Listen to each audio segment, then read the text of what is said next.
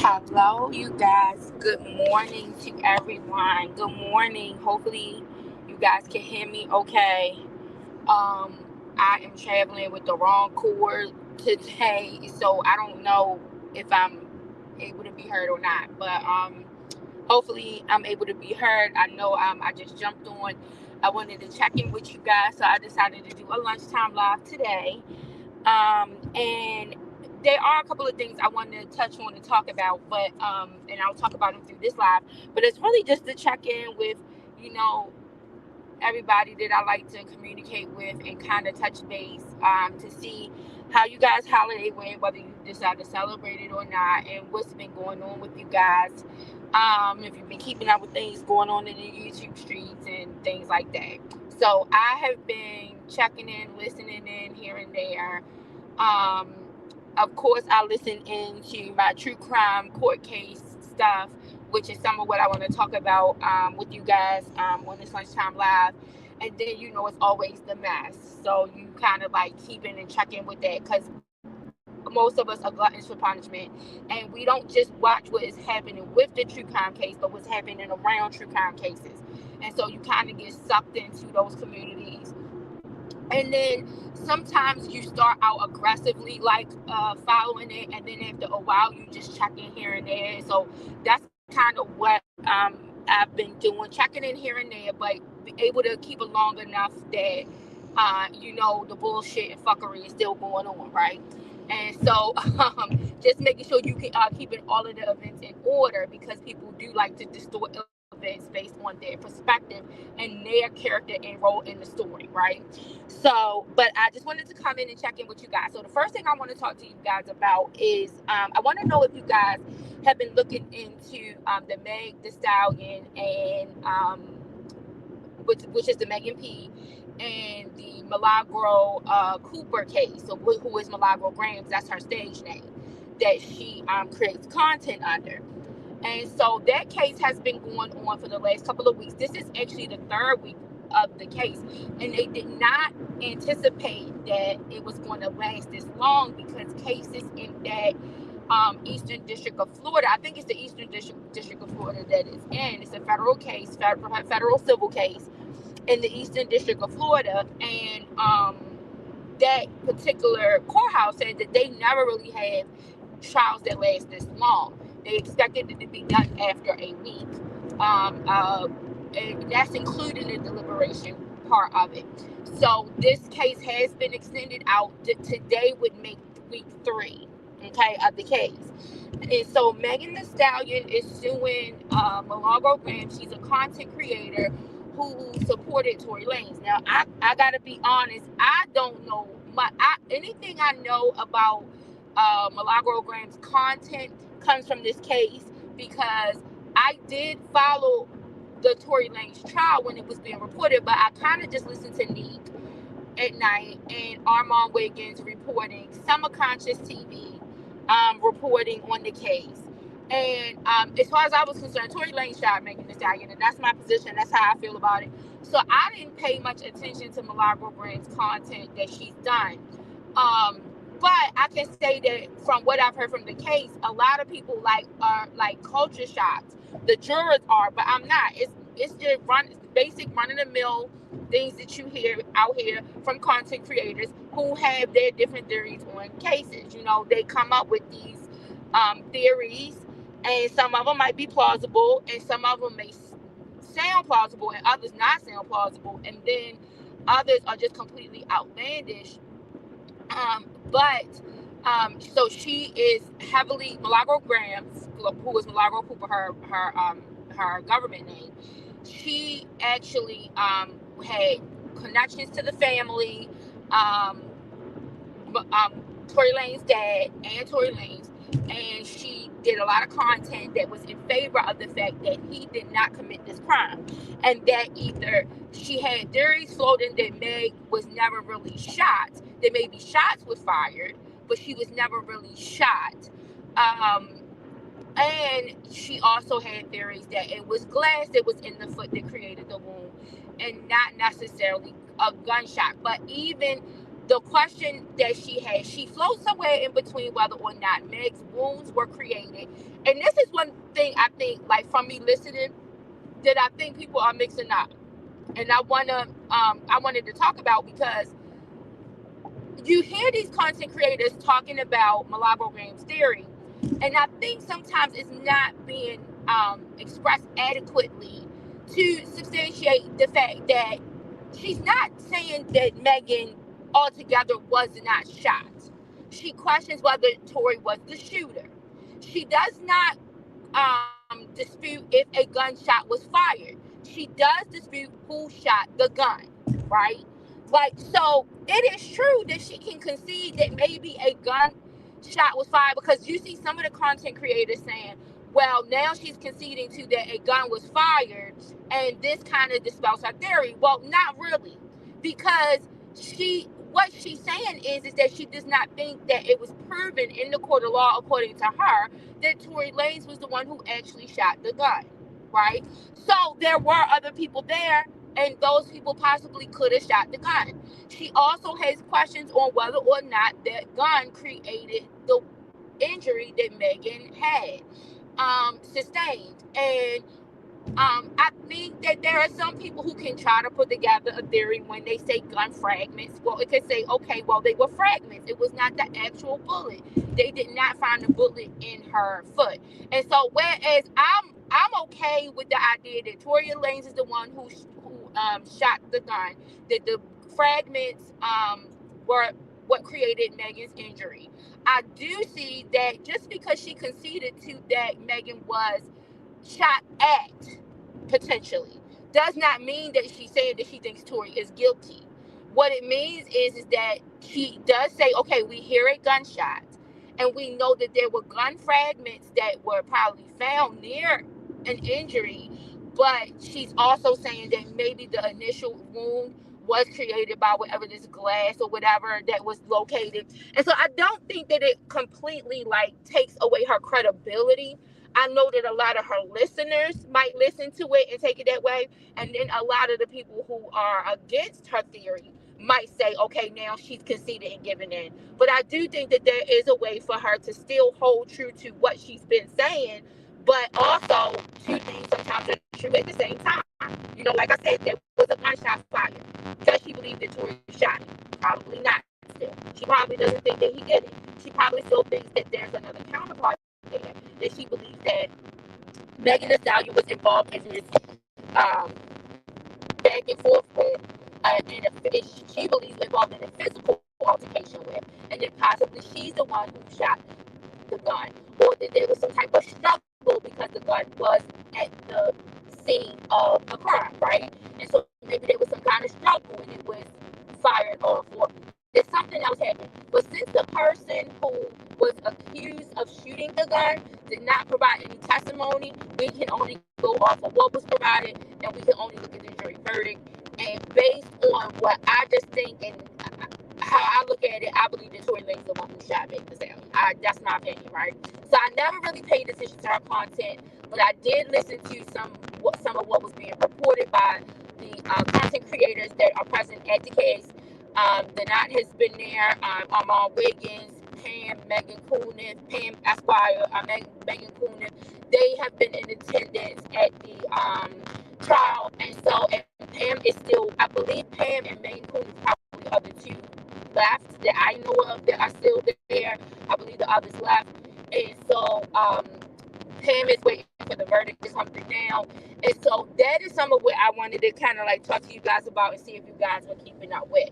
So one of the things about this case, and I posted on my wall when I directed you all to listening to Pam Esquire on this case, one of the things that I find interesting is the AI video, right? The AI video, her being charged with liking and sharing and making a comment and posting, right? An AI video that has some sexually explicit content, right? Of Megan Thee Stallion, and who is her private manager, not her Rock Nation manager, but her private manager, right? Malabo Grahams was said to have liked the video, and then she made a post that they allege directed people to go view the video. And so she is being charged with doing this.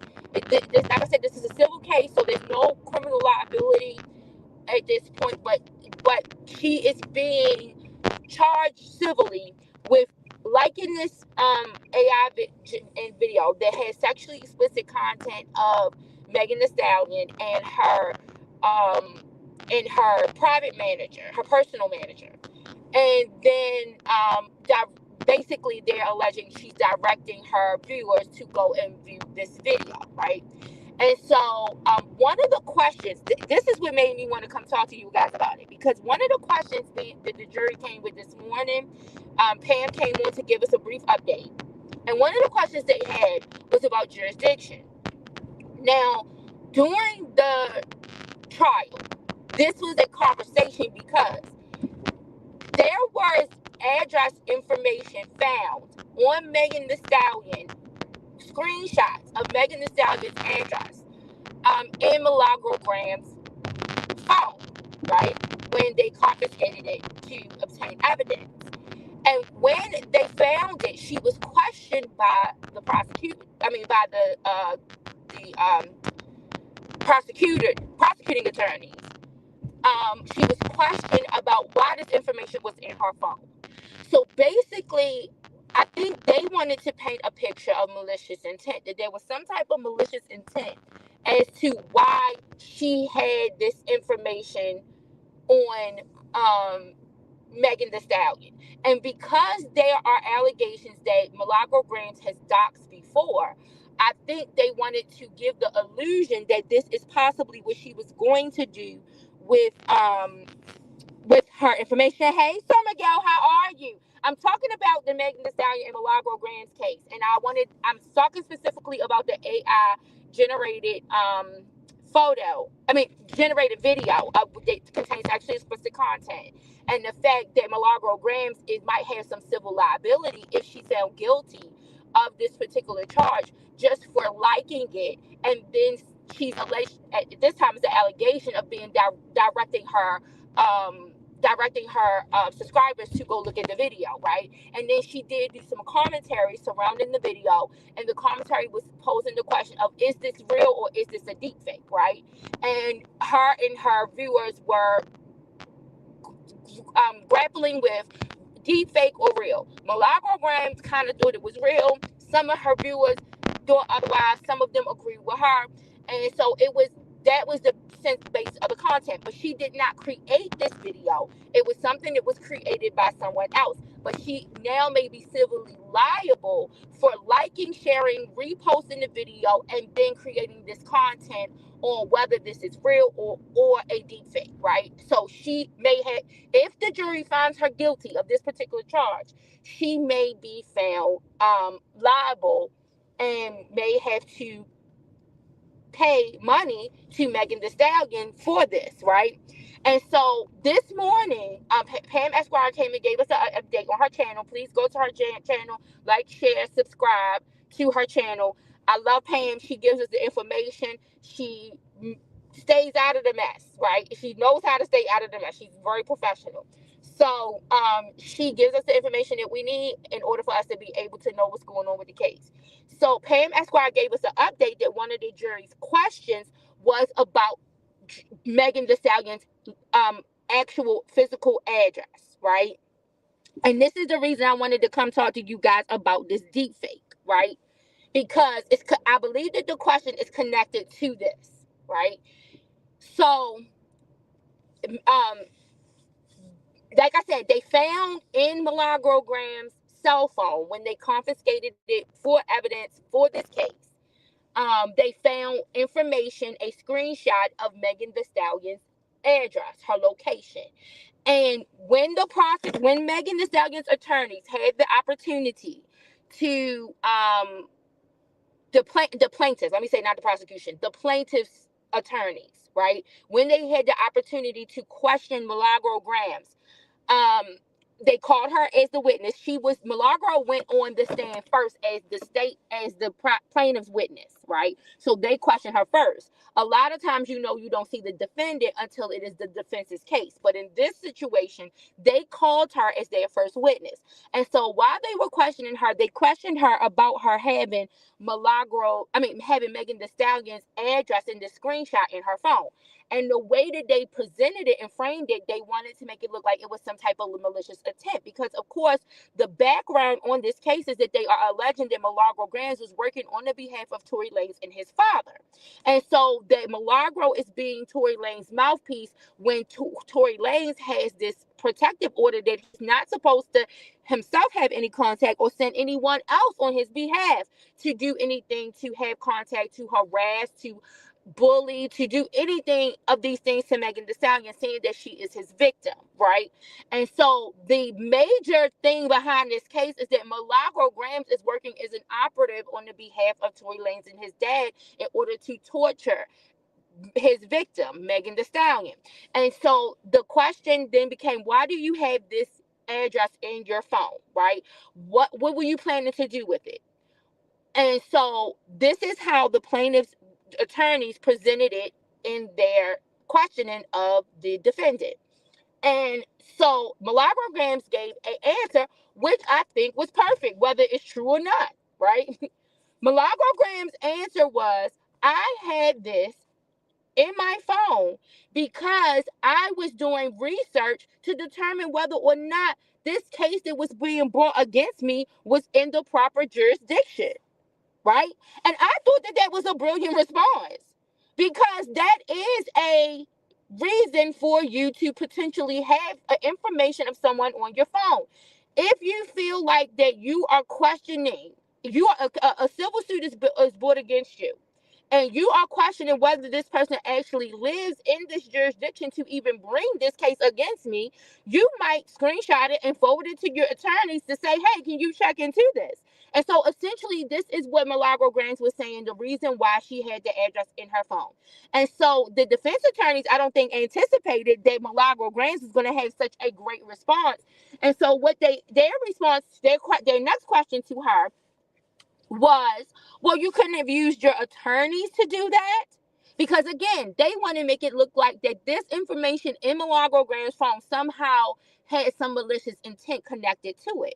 And so Milagro Grams said, no, at the time, I didn't even know what was going on with my legal team. I can't afford the kind of attorneys that she can afford. And so I had to do some background information on myself for myself, and it was no time to waste. So I looked into it and then passed this information on to my legal team to look into, right? So this was Milagro Grams' response. So now the jury is coming back to ask the question about jurisdiction. They want to know, the question that Pam came to us this morning with, that they posed, was they want to know, when did Meg Thee Stallion actually register to vote in the state of Florida, right? And this is crucial to the charges against Milagro Grams. And the reason why it is crucial is because there are text messages between Desiree Perez and Megan Thee Stallion. This has been reported by several of the content creators that have been on the case, that there are text messages between Desiree Perez and Megan Thee Stallion confirming that they were getting geared up to go after Milagro Grams, to sue her, right? So they were gearing up to do this. The state of Florida has laws that are specific to the issue on this deepfake charge, right? And who can be charged for it, right?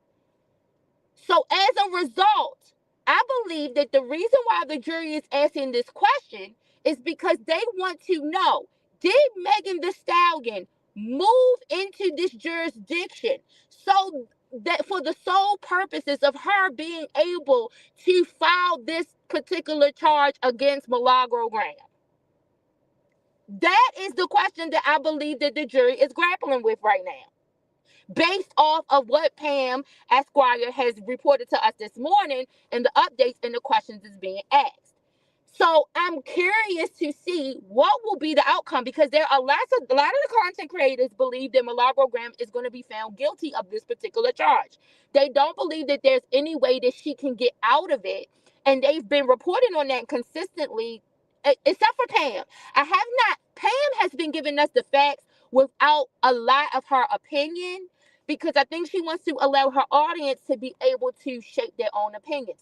We all know that Pam Esquire is perfectly capable of giving us legal advice. She is a very well-respected attorney, right? But she has been really giving us the facts with not much of her opinion, so that we can kind of ourselves come to our own conclusions. But several of the other content creators are very certain, that are just lay people, are very certain that Milagro Graham is going to be guilty of this issue with the deepfake because of how the Florida law reads. But now we have a jury that is asking about jurisdiction, and I found that so peculiar, seeing as though the plaintiff's attorneys are the ones who question Milagro Graham and brought this issue up of jurisdiction, and about Milagro Graham having this information in her cell phone and trying to twist this information for malicious intent. But now this might be one of the things that could end up having her found not guilty on this charge. If this jury feels like that everything that Megan Thee Stallion did was to posture herself and to bring herself and give herself um um a residential status in Florida specifically to bring this case, how does this impact this case that Megan Thee Stallion has brought against Milagro Graham? This, I think, is coming out to be very interesting. There are lots of people who feel like Milagro is going to definitely be found guilty of some of these charges, and I think now we are seeing otherwise from this jury. I think we are seeing some potential that there is a way that Milagro Graham might be found guilty of maybe only one of these charges or none of these charges, depending on how this jury is deliberating now. Like I said, we saw the responses and the reactions from the content creators after trial about the information that is being presented. But now I'm curious to see, and I'm going to be looking in and checking in with the Knight and Armand Wiggins based on now this new information and these new questions coming up from the jury. I'm curious to see how they feel about that. Now, my other thing about this deepfake thing is, I wonder what you guys think about this, right? Because I really do. I kind of have an issue. I kind of have an issue with the way that this is, with being able to be charged for this in the first place, right? I do see where this can be an issue, because Milagro Graham did not create the deepfake. She did not create the AI video. Someone else did it. But now they are going after her. Under this Florida law, Megan Thee Stallion is going after her for liking and sharing it. But we all know out here, this is something that lots of people do. This is something that lots of people do. And so I find it odd, like some of the people that I see championing the fact that Megan Thee Stallion is going after Milagro Graham for liking and reposting the video. I find it odd, some of the individuals who have different takes on this information based on some of the stuff they have shared and done in the past, right? That then now this case could establish some precedent for them to be found criminally liable for. Civilly liable for, at least civilly. Now, there is a question on whether or not later on down the line people can be found criminally liable for this, because pertaining to this case, I posted on my wall federal laws that passed earlier this year about the Take It Down Act, right? And the Take It Down Act would essentially kind of allow individuals who could be considered victims of deepfake pornography, right? Of them, that they could go after people criminally for creating and reposting. This is a federal law that could go after individuals for not only just creating, but also reposting deepfake videos with sexually explicit content of individuals. And this is considered a felony. So it is jail time associated with this. There's fine and jail times associated with this. So in this case, we are not seeing anyone go after Milagro for a criminal act, but there are laws and federal laws that are moving towards people being prosecuted for creating and reposting this type of content, right? And so we have to ask ourselves, how far do you allow this to go? How far does it go?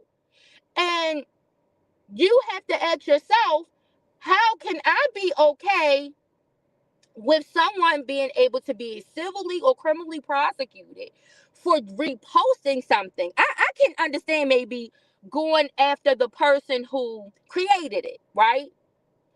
But to criminally be able and civilly be able to go after the person who reposted, shared, liked the video, right? How far do you think that's going too far? That's my question. There are some people who say no, because they shouldn't share it in the first place. If you see some type of sexually explicit content with another person and you don't know whether or not the individual who is on this video gave consent for it, then you should practice ethics and caution and not repost it. But where do we draw the line between we want people to use their morals and ethics and when making it a criminal act? That is the question. And that is the line that people might not agree with. You know, we might all agree that ethically and morally, if you see some video of that's sexually explicit of an individual, and whether it's real or not, because it is really a crime and been made a crime to repost someone's sexually explicit content.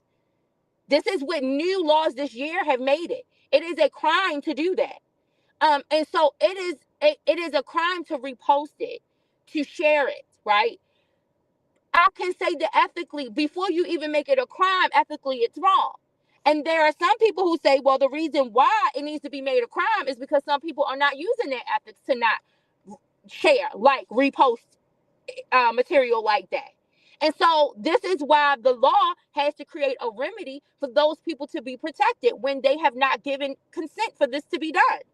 And now it's going all around social media. And now it's generating debates. Once the reputation is ruined, it is ruined. Some people say you cannot come back from that. And so there are people who feel like, yes, this does need to be policed by creating laws in order to protect people against from this kind of thing. So whether you created or you just liked and shared it, then you should be held accountable the same. There are people who believe that. There are some people who believe, well, should the people who liked it, shared it, reposted it, should they be held accountable to the same level as the person who created it, right?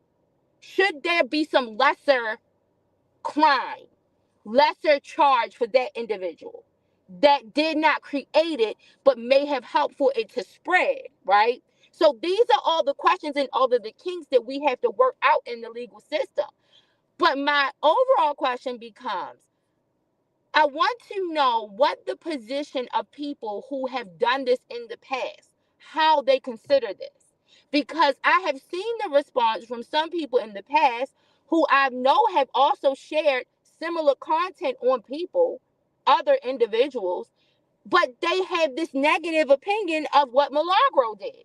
And I'm confused, because if you've done it yourself and you've done it thinking that it shouldn't be punishable, how do you now have this different opinion on what Milagro Grams has done, right? That's what perplexes me of what I'm seeing. The response of the people out here of what Milagro has done up against some of the things that they have done in the past. And they have shared similar content on people in the past. And it might not have been on someone like a Megan Thee Stallion, but you've done it nonetheless. And how this might have impacted the mental health, the reputation, and the reputation, the mental health, and the professional careers of individuals around you, right? Because once you put something on the internet, it's there and you cannot take it back. And so what these new laws are now moving to is to stop people from being able to, they don't even care.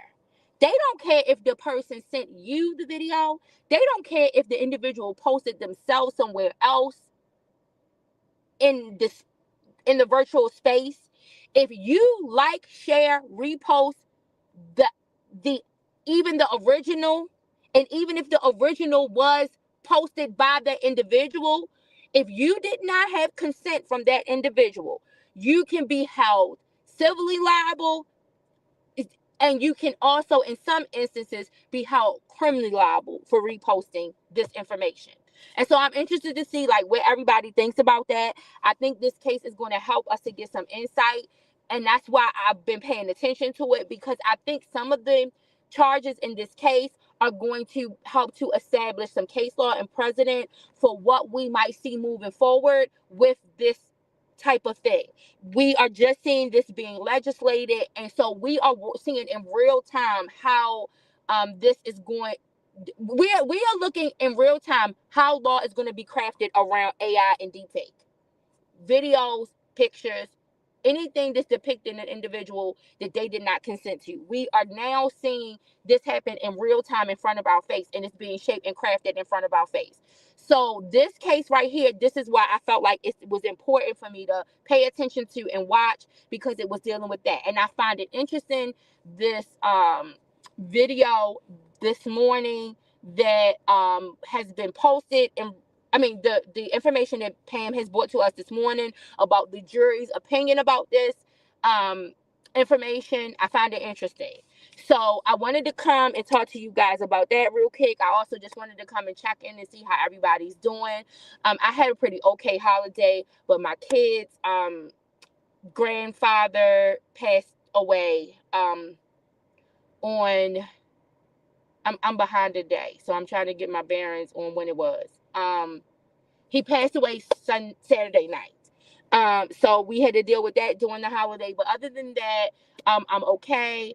And I had a good holiday outside of that event happening. I hope all the rest of you guys had a great holiday. I know you probably will catch this on a replay. Please leave any questions, comments, concerns, suggestions in the comments below. I probably will come and talk to you guys briefly once this is over. Once the verdict comes in, just because I want to see if I'm right. Thank you, Sir Miguel. Thank you so much. I have a different outlook on death. So sometimes for some people, I'm not always the best comforting person, because I just think death is just us moving to where we need to be, where we came from, right? The essence of where we came from.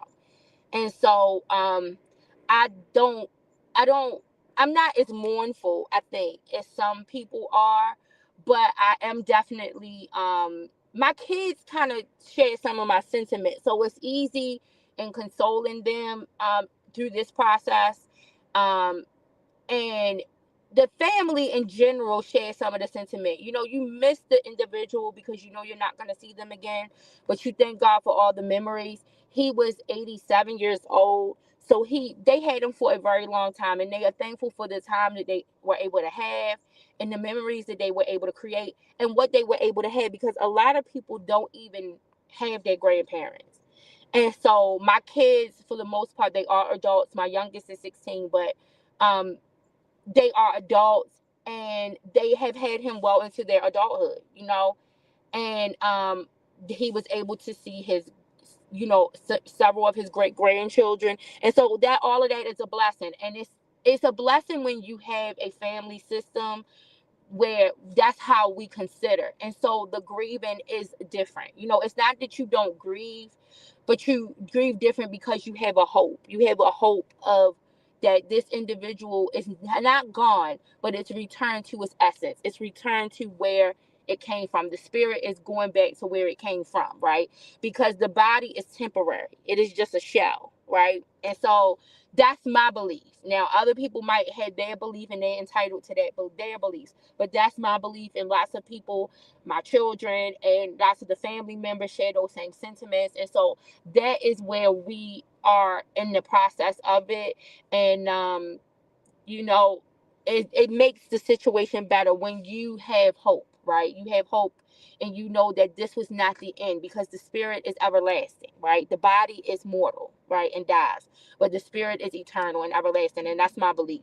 And so I believe that the spirit has gone back to where it came from, and that's what matters to us. And so we thank God for the memories that he had, the opportunity that he had, the fact that my son got to see him a time, my son just got released, so he got to see him. And you thank God for preserving somebody for that time. And then also another thing about the situation is that you thank God for preserving him because he's a loner. He likes to be by himself. I'm like that, so I understand it, right? And when somebody is a loner like that and they like to be alone a lot, it is a huge chance that that person will pass away alone and sometimes not be found for a while because they like to be alone. Because a lot of times people will assume that, oh, they just not answering the phone, oh, they just don't feel like responding to the text, that okay, because that person generally likes to be alone. And that's why, even though I'm like that right now, I still have my youngest is still in the house with me, so if something would have happened, people would know. But I can only imagine, like, as I got older, I always put this system in place because I do like to be alone. I don't like to talk to people every day all the time. And so my kids, we kind of like check in, so they know we send each other a text to say, are you all right? Yeah, I'm all right. And we know that that suffices for the day. But you have some people who don't even do that. And he is one of those type of people, right? And so generally, my kid, his daughter, my kid's aunt, they go, and she goes once a week to go, to his house, and for that purpose. But she goes once a week because sometimes, like I said, he just doesn't feel like answering, just doesn't feel like texting back, and so she goes once a week. And so, but because she goes on Thursdays, so because it was a holiday and it was Thursday, and he was there, what happened to him happened there.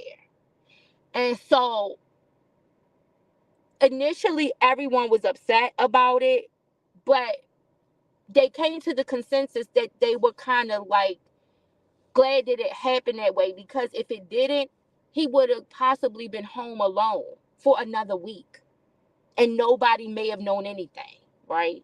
Because since it was the holiday and the holiday fell on Thursday, and my kid's aunt had holiday at her house, she may not have gone until next week to go see him. And what happened to him, the doctors were sure would have happened to him whether he had traveled to her house or had been at home, based on what the situation. And so he could have been home alone when this happened. So everybody was kind of thankful that it happened when he was there, when the family was around.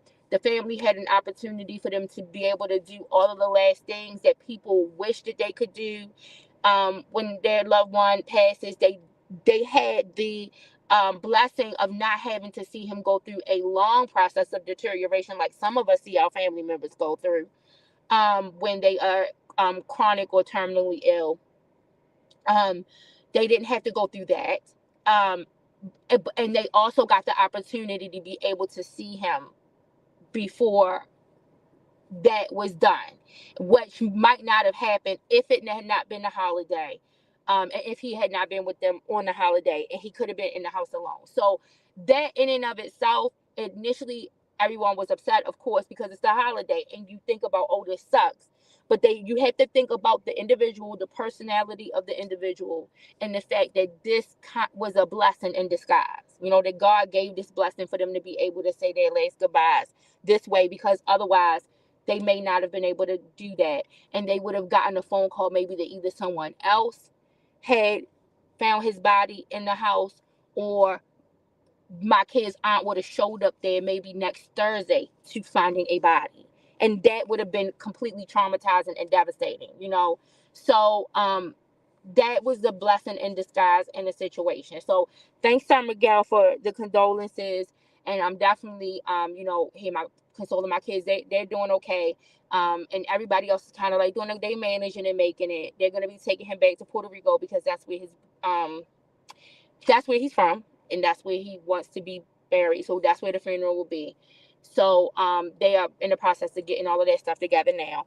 But thank you for that. And like I said, I just wanted to check in with you guys to see how you guys were doing. I miss you guys. I'm going to come back and we'll see if my predictions were possibly right.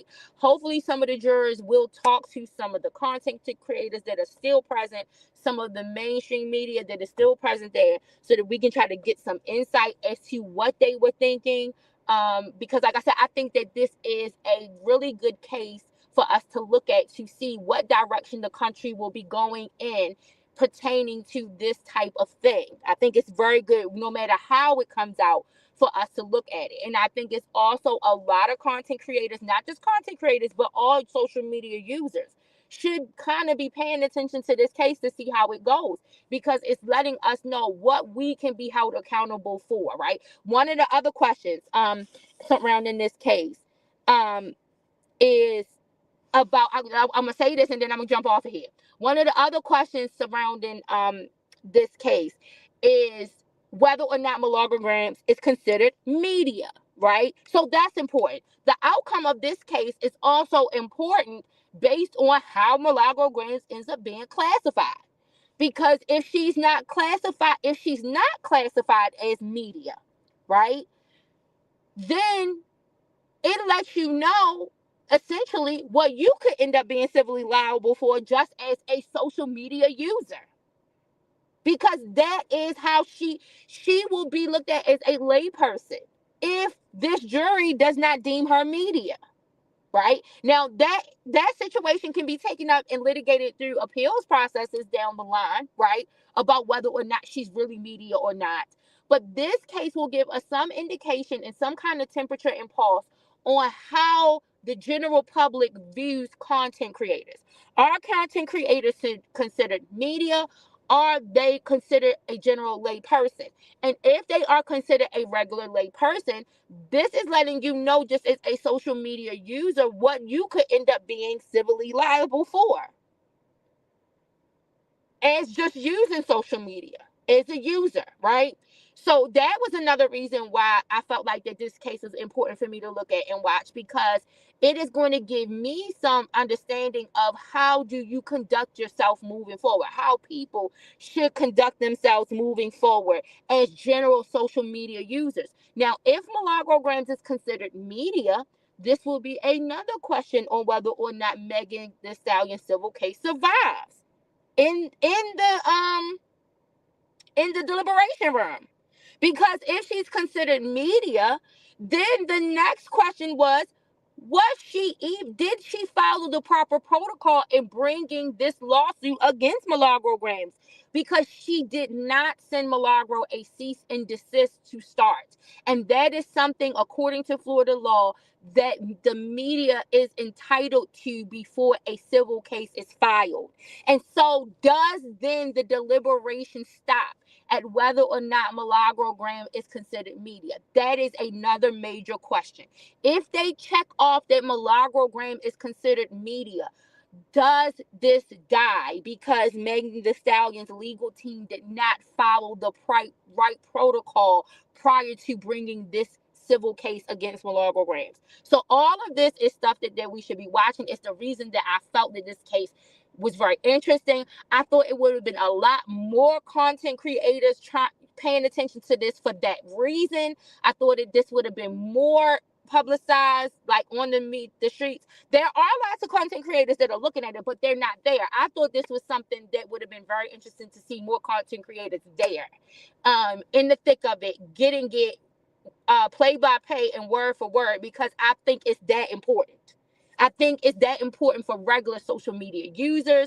I think it's that important for those who consider media. I think it's that important for those who consider new media and all of these different classifications. We all need to look at the outcome of this case to see what is, some of us, especially for some of us who cross the ethical line, right? Because there are many people who cross the ethical line. So for those who cross the ethical line, what can you be civilly and criminally held accountable for now, moving forward, now that this new technology is presenting us with some new dilemmas, right? I think it's interesting. So, like I said, I will come back to you guys later as new information unfolds to try to see what you guys think about this. I love you guys, and I'll talk to you soon.